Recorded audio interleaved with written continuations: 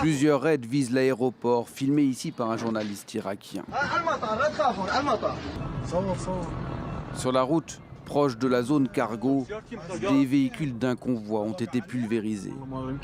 Dans l'un d'eux se trouvait le commandant de la brigade Al-Quds, l'unité d'élite des gardiens de la révolution iranien, le général Qassem Soleimani. Il venait d'atterrir dans la capitale irakienne en provenance de Syrie ou du Liban. Il est mort sur le coup. Tout comme Abou Mahdi al-Muhandis, le chef d'une milice irakienne soutenue par l'Iran, qui était venu le chercher. Très vite, le Pentagone confirme avoir mené, à la demande du président Donald Trump, une action défensive décisive pour protéger le personnel américain à l'étranger.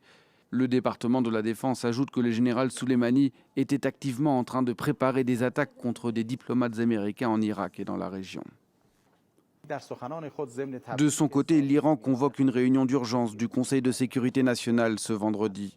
Le guide suprême déclare 3 jours de deuil et appelle à une vengeance terrible.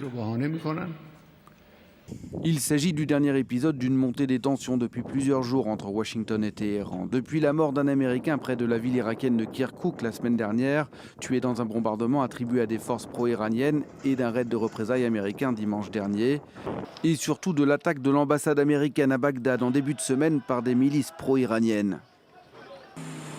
Autre signe de cette escalade, plusieurs centaines de soldats américains sont arrivés dans la région en renfort ces dernières heures.